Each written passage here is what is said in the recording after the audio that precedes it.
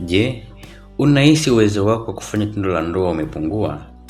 Au unaamka asubuhi bila nguvu za kiume kama zamani? Au unachoka haraka wakati wa tendo la ndoa? Au unapoteza hamu ya kushiriki kabisa? Habari njema ni kwamba si kila tatizo la nguvu za kiume linahitaji dawa za kuongeza nguvu. Tafiti nyingi za kisayansi zinaonyesha kuwa mabadiliko sahihi ya maisha yanaweza kuboresha uwezo wa kusimama kwa uume, kuongeza hamu ya tendo la ndoa na kuboresha afya ya uzazi kwa ujumla. Katika video hii, tutazungumzia njia 10 zinazoungwa mkono na tafiti za kisayansi ambazo zinaweza kusaidia kuboresha nguvu za kiume kwa njia asilia. Kumbuka, ikiwa tatizo linaendelea kwa zaidi ya miezi 3 au una kisukari, shinikizo la damu, ugonjwa wa moyo au unatumia dawa zinazoweza kuathiri nguvu za kiume, ni muhimu kupata uchunguzi wa kitabibu haraka. Kama unapenda mada za afya, ni kuombe bonyeza alama subscribe kisha kengele pembeni yake. Jambo la kwanza, fanya mazoezi mara kwa mara. Mazoezi ndiyo dawa ya kwanza ambayo madaktari wengi hupendekeza. Mazoezi husaidia kuongeza mtiririko wa damu kwenda kwenye uume, kuboresha afya ya mishipa ya damu, kuongeza kiwango cha testosterone kwa kiasi, kupunguza uzito na kuboresha stamina. Mazoezi yanayofaa ni pamoja na kutembea kwa kasi, kukimbia taratibu, kuendesha baskeli kwa kiasi na kwa kitu kinachofaa, kuogelea, mazoezi ya nguvu. Dakika 150 kwa wiki za mazoezi wastani zinaweza kuboresha uwezo wa kusimama kwa uume na kutembea uume kwa watu wengi. Mazoezi haya ya dakika 150 ni sawa na dakika 30 kila siku. Namba 2, punguza uzito kama una uzito uliozidi. Mafuta mengi tumboni huongeza upinzani wa insulini, kuvimba mwili, kushuka kwa testosterone na hatari ya kisukari, hatari ya shinikizo la damu. Hali hizi zote zinaweza kusababisha tatizo la nguvu za kiume. Kupunguza hata 5 mpaka 10 ya uzito wa mwili kunaweza kuleta mabadiliko makubwa kwa baadhi ya wanaume wenye uzito uliozidi. Namba 3, lala usingizi wa kutosha. Wanaume wengi hupuuza usingizi, lakini usingizi ndio wakati mwili huzalisha testosterone nyingi zaidi. Ukilala chini ya saa 6 kila usiku kwa muda mrefu, unaweza kuwa na kupungua kwa testosterone, kupungua kwa hamu ya tendo la ndoa, uchovu, kushindwa kusimamisha uume vizuri. Lengo ni kupata masaa 7 mpaka 9 za usingizi kila usiku. Namba 4, kula chakula chenye afya ya moyo. Chakula kilicho bora kwa moyo mara nyingi pia ni bora kwa uume, kwa sababu uume hutegemea mishipa yenye afya ili kupata damu ya kutosha. Vyakula vinavyopendekezwa ni pamoja na mboga za majani, matunda, samaki wenye mafuta kama sangara na salmon, maharage, karanga, mbegu mbalimbali, nafaka zisizokobolewa, mafuta ya zeituni. Punguza sukari nyingi, vyakula vya kukaanga, mafuta mengi yaliyosindikwa, vinywaji vyenye sukari. Acha uvutaji wa sigara. Sigara huharibu mishipa ya damu. Nikotini husababisha mishipa kubana, hivyo damu hushindwa kufika vizuri kwenye uume. Wanaume wanaovuta sigara wana uwezekano mkubwa zaidi wa kupata tatizo la kusimama kwa uume kuliko wasiovuta. Habari njema ni kwamba kuacha sigara kunaweza kuboresha hali hii kwa baadhi ya watu kadri ya muda unavyopita. Namba 6, punguza pombe.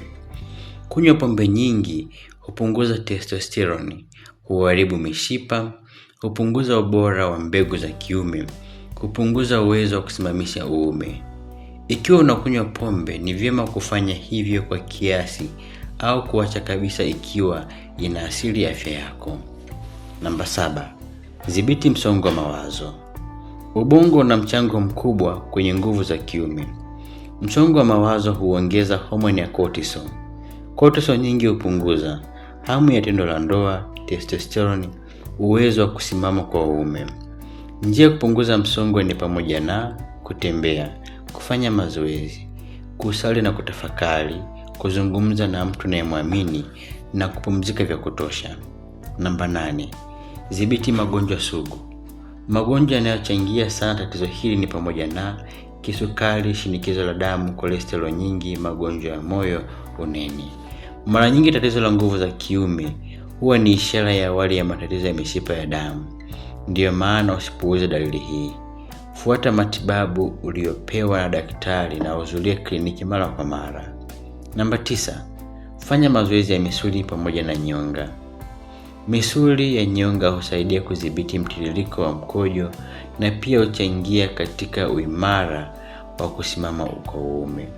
Jinsi ya kufanya: bana misuli unayotumia kusimamisha mkojo.